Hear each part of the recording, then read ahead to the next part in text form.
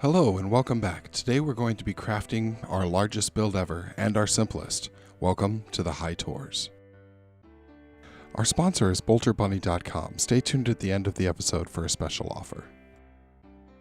I get asked a lot, where do you find that pink foam? Well, the answer to that is Home Depot, but a lot of people don't have access to that. So today we're going to be crafting with plain old ordinary styrofoam.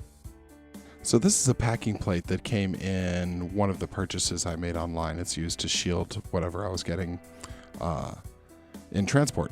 It's about 1 inch thick, and I thought it would make a great base plate, so I just started tearing at it till I made a base plate I liked. In hindsight, I probably should have done this outside. I have styrofoam everywhere. However, it's the middle of winter, a day before my birthday in the frigid Northlands, and this would have gone everywhere. The wind is howling, and I just didn't want it to blow all over my yard and down the street and into the neighbors and have local animals eat it. So I just did it inside. So one thing you will want is a waste paper basket nearby, because there's going to be a lot of mess. Now just start stacking shapes. I went between 4 and 5 high on this smaller one. So if you recall last week, I was raving about this dollar store glue. Well, something happened this week. It took about 10 hours to dry, sandwiched in between the styrofoam. Apparently the seal was too tight, air couldn't get at it. So there was a long delay in the filming while I was just waiting for this glue to dry. I stuck it in front of a heater, I waited overnight. It was still wet in the morning. I ended up later pinning pieces that just wouldn't stay together. Thing was, it worked really well on wood. It just didn't work on styrofoam at all. They say you pay for what you get, and friends, I paid. You can either pay with money or you can pay with time. In hindsight, I would have rather paid in money. I took a different approach for the second one. Using this object as a stencil, I traced out a whole bunch of circles. The tracing process left a little indent on the foam, which made it much easier to tear off pieces in the rough shape you wanted. You can just take pieces out so they're not all uniform. I really think this worked out well. This was going to be a larger piece, and this process really helped.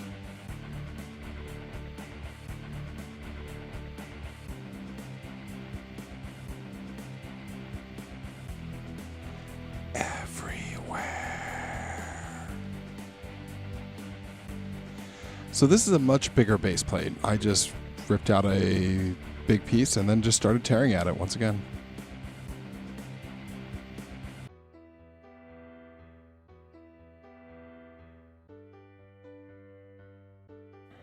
Now we're just going to rough out the circles that we traced out earlier. I try and add a few details to each one so none of them are perfectly round, and stack them up.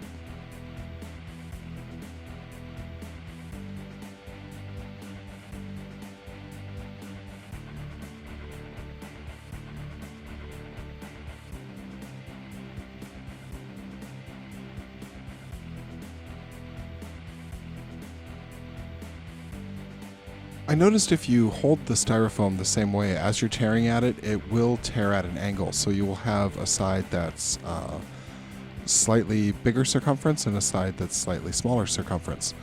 I try and put the smaller circumference on the bottom.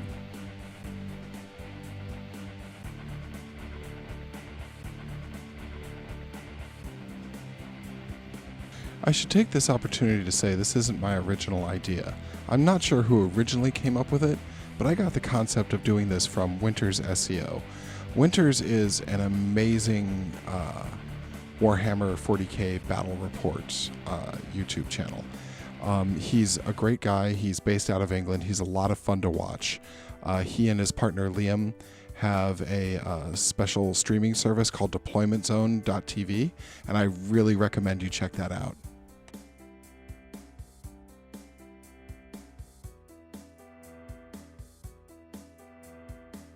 So I decided to make an arch. The footage for that was sadly lost, but you'll notice after the black bomb that there's a smaller stack that leans towards the larger stack, and I think that really brought this piece together.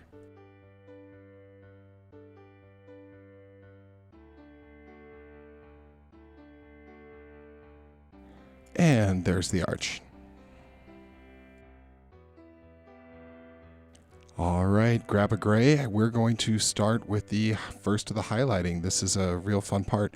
Luckily, brushes are sold in inch increments here. I don't know where they're sold in the rest of the world, probably millimeters or centimeters. But as this was a inch wide sheet, this brush fit perfectly.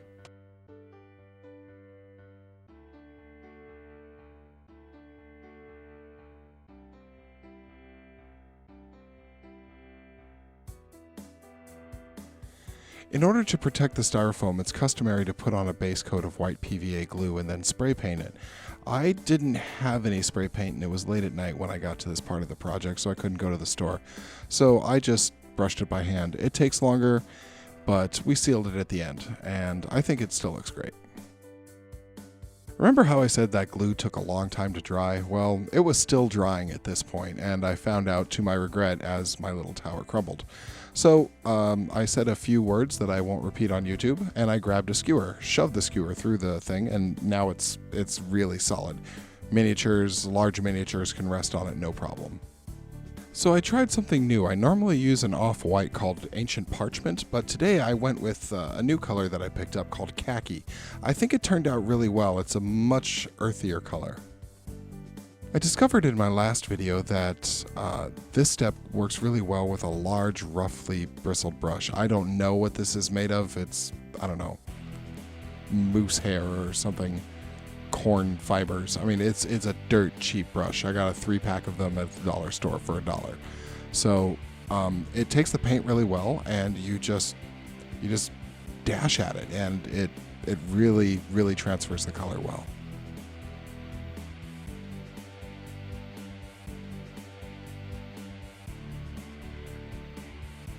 Okay, let's prep for some flocking. Grab a whole bunch of glue. This time I did use Elmer's because I was really tired of waiting for Jot to dry. Just poured a bunch out on a plate, and all the flat surfaces got some.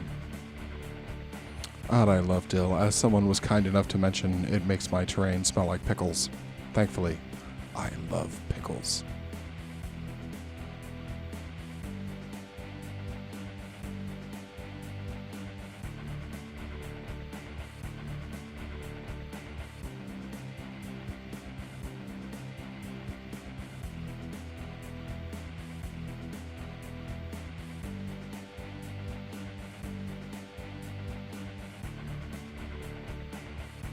Don't be afraid of the flocking. Dill is your friend.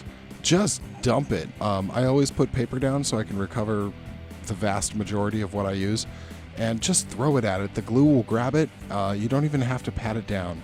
Just dump dill all over it.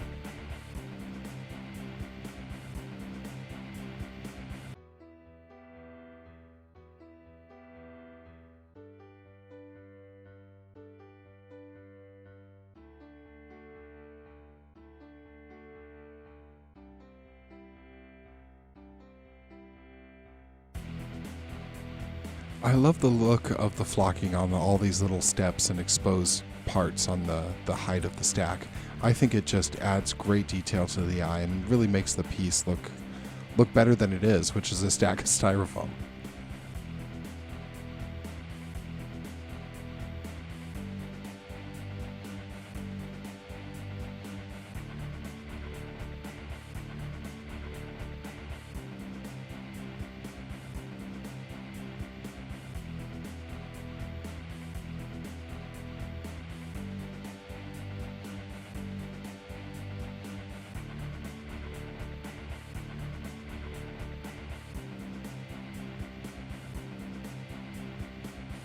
Well, the wind was still kicking outside, so I put down an old Amazon box and grabbed my spray bottle of PVA glue.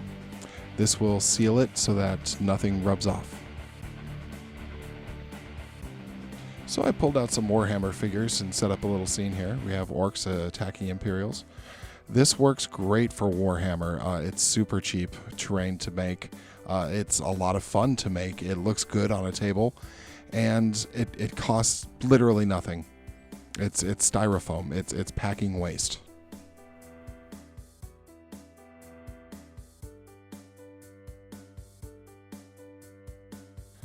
I'd like to take a moment and thank the vast amount of people who subscribed this week. It's only been 4 days since my last video, and the number of subscribers has gone from just under 50 to it's about at 125 now. Thank you guys. I really appreciate you finding some value in this, and I hope you continue to find value in what I'm making. So that's it. We're done.